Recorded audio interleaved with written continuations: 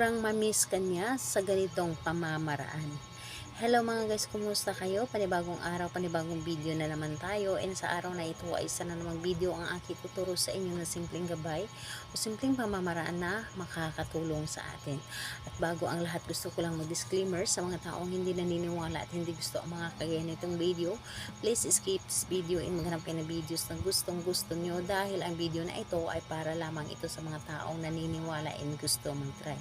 Sa lahat po ng mga nagko-comment po dito sa aking video dito sa loob ng aking channel, mag-ingat sa lahat ng mga nagre-reply sa inyo na dinadala kayo sa kanilang WhatsApp in Imo app upang makaiwas po tayo sa scam. Ngayon po ituturo ko sa inyo paano kayo mamimiss sa ganitong pamamaraan. Ito ay pwedeng gawin sa parehas ang kasarian, babae ito babae, lalaki ito lalaki, and syempre naman sa ating babae at lalaki na mag-partner, and pwede mo itong gawin kahit na kayo ay magkalapit at magka-LDR sa isa't isa. Ngayon po, wala tayong dapat na ihanda kundi sarili lamang natin.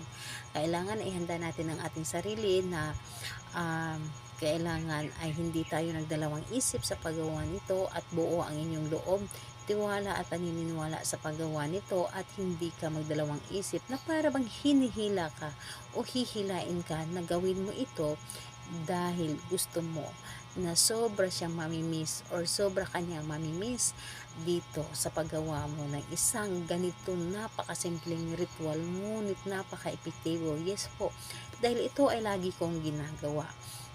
Dahil kapag ito ay gagawin natin ay sobra tila tayong maiisip. So ganito po, bago ka matulog sa gabi, yung kahit anong ginagawa mo or nakahiga ka or nakaupo ka pa lamang, ipikit mo lamang ang iyong mga mata. Ipikit mo lamang ang iyong mga mata, sabay iisipin mo ang inyong partner. Iisipin mo at ibulong mo sa iyong isip lamang. Ibulong mo sa iyong isip. Pangalan niya at apelyido, sobra-sobra mo akong mamimiss. Pangalan, apelyido, sobra-sobra mo akong mamimiss. So, 3 ulit mo lamang itong sasampitin ng pangalan niya at apelyido at sobra-sobra mo akong mamimiss.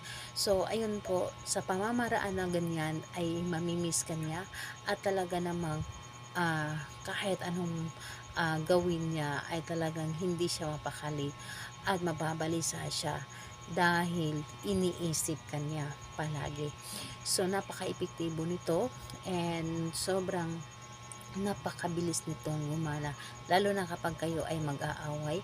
Gawin mo ito, nako, hindi mangyayari na hindi kanya papansinin o hindi kanya tatawagan kaagad o hindi kanya kakausapin. So napaka makapangyarihan po ang ating isip, kaya yun ang gagawin po ninyo. So ayun po, sa kahit anong araw at oras pwede mo itong gawin, basta gabi po lamang. Salamat po sa inyo. Bye bye everyone. God bless us all.